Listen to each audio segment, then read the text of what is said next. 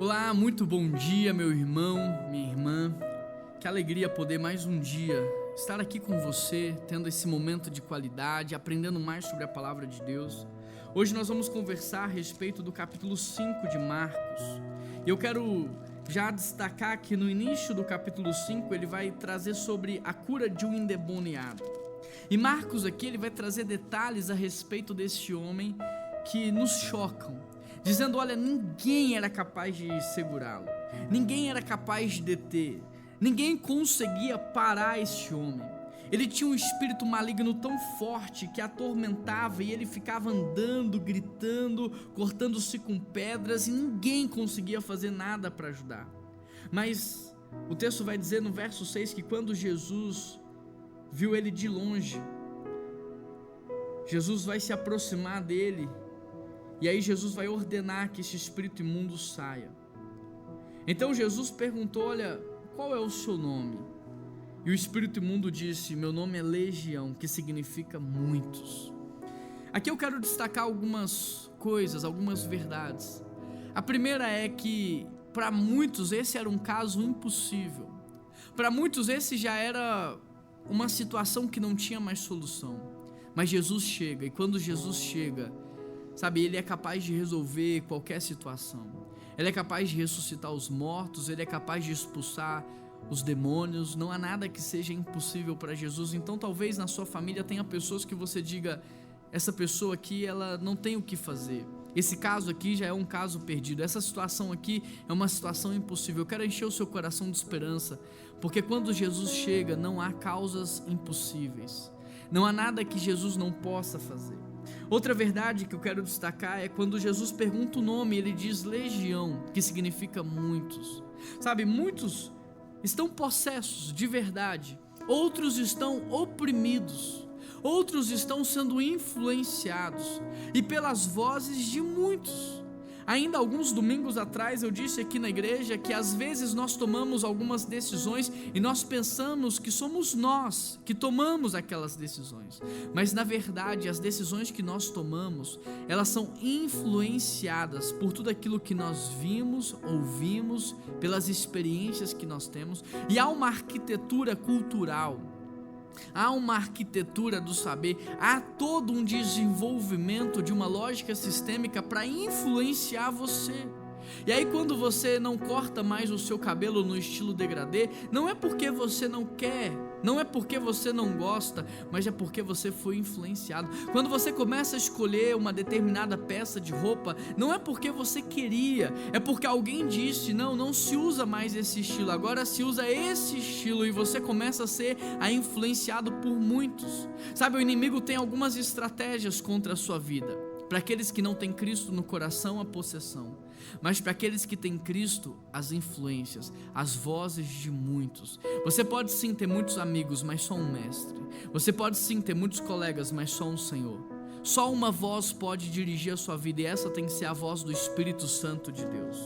Algumas outras verdades: Jesus ele vai expulsar esse demônio, e aí depois os demônios vão falar assim: não nos expulse daqui dessa região. E aí Jesus vai então lançá-los ali nos porcos, e eles vão fazer com os porcos aquilo que eles queriam fazer com a vida desse homem, que era destruir completamente a vida desse homem. Mas lembra, no capítulo 4, o mesmo Jesus que silencia a tempestade agora frustra os planos que o inimigo tem para a sua vida. Talvez o inimigo esteja tentando destruir você pela influência, fazendo com que você tome uma decisão errada, faça uma escolha ruim, influenciando você a sentir o que não se deve sentir, a pensar o que não se deve pensar, a sair de onde você está. Talvez ele esteja atuando na sua vida, mas o mesmo Deus que acalma a tempestade, ele também frustra os planos de Satanás. Mas você precisa permitir que o Espírito Santo haja. A partir do verso 21, nós vamos ver o poder de Deus sobre a doença. Jairo chega para Jesus, ele vai falar: olha, minha filhinha está morrendo, me ajude. E aí o que vai acontecer é que a filha de Jairo vai morrer, e depois eles vão chegar para Jesus e vão falar: ela já morreu. E aí Jesus vai falar: não, Vocês não precisam temer, ela não morreu, ela só está dormindo. E aí Jesus vai chegar para curar ela, mas as pessoas estão rindo dele, como se ele pudesse fazer alguma coisa. E sabe o que Jesus faz? Ele tira essas pessoas que estão zombando do ambiente, para que ele possa expressar o seu poder. Isso me lembra aquela fala de Jesus: olha, porque eu não fui recebido com honra, aquilo que eu fiz em outros lugares, eu não posso fazer aqui. Sabe, esse ambiente de zombaria, sabe, esse ambiente onde as pessoas estão desacreditando, sabe, isso não potencializa o mundo espiritual. E aí Jesus vai pedir que essas pessoas saiam. E então ele vai falar Talita cumi, que é levanta, menina. E essa menina levanta e ela é completamente curada. Outra grande marca desse texto aqui é a história da mulher que há 12 anos sofria com fluxo de sangue. E ela pensa assim: se eu só tocar em Jesus, se eu só chegar perto dele, pode ser que eu seja curada. E talvez você olhe para esse texto e você não consegue compreender o que está acontecendo aqui, mas uma mulher com fluxo de sangue, ela não poderia tocar nos objetos, ela não poderia estar exposta na sociedade, porque tudo que ela tocava era considerado impuro. Essa mulher está correndo um grande risco quando ela decide adentrar a multidão, quando ela decide tentar tocar no mestre. Mas a fé dessa mulher foi tamanha, que quando ela toca na orla do seu manto, o próprio Cristo pergunta: quem é que me tocou? E aquela mulher, na hora, de maneira imediata, ela é curada por Jesus Cristo. Sabe, o capítulo 5 de Marcos é um capítulo que nos mostra o poder e a autoridade que Deus tem. Jesus no capítulo 4 silenciou a tempestade, mas já começa no capítulo 5 frustrando os planos de Satanás.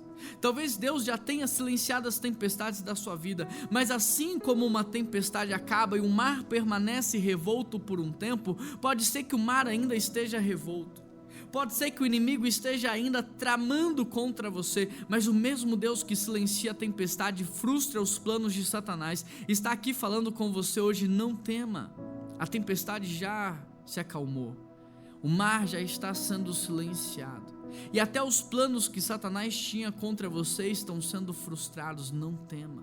Aqui Jesus está nos mostrando o poder que ele tem, inclusive sobre a morte. Quando aquela menina, a filha de Jairo, está morta e Cristo vai lá e ressuscita ela, você não precisa temer. Por causa de Cristo, a morte já não é mais o nosso fim, apenas a passagem para uma nova vida. Aqui Jesus nos mostra o seu poder, onde uma mulher com uma fé tão grande pensa: se eu só tocar, serei curada. Querido, fé não é uma aposta, fé é você conhecer. E quando nós conhecemos a Deus, nós avançamos com segurança, com ousadia, com autoridade, porque nós sabemos quem Ele é, e Ele é o mesmo ontem, hoje e será eternamente. O mesmo Deus que fez isso, o mesmo Deus que calou a tempestade, que frustrou os planos de Satanás, o mesmo Deus que ressuscitou a filha de Jairo, o mesmo Deus que curou essa mulher, esse é o Deus que nós servimos hoje. Ele continua amando, Ele continua sendo gracioso, Ele continua sendo misericordioso, Ele continua sendo um Deus poderoso com toda a autoridade.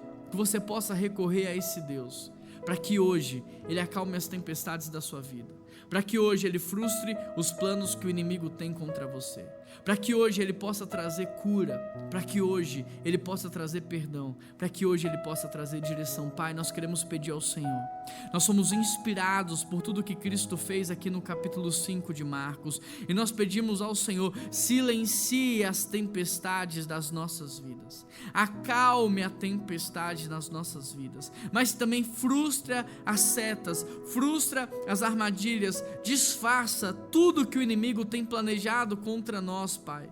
E nós pedimos ao Senhor que o Teu poder se atue na nossa fraqueza, que o Teu poder se opere na nossa fraqueza, Pai, e que o Senhor possa trazer fôlego novo, ânimo, que nós possamos terminar esse devocional, Deus, inspirados a avançar, a continuar, porque o Senhor é o mesmo Deus ontem, hoje e será eternamente. Muito obrigado pela Tua palavra, Deus. Muito obrigado por esse tempo. Essa é a oração que eu te faço em nome de Jesus. Amém. Que Deus abençoe muito a sua vida. Um grande abraço e até amanhã.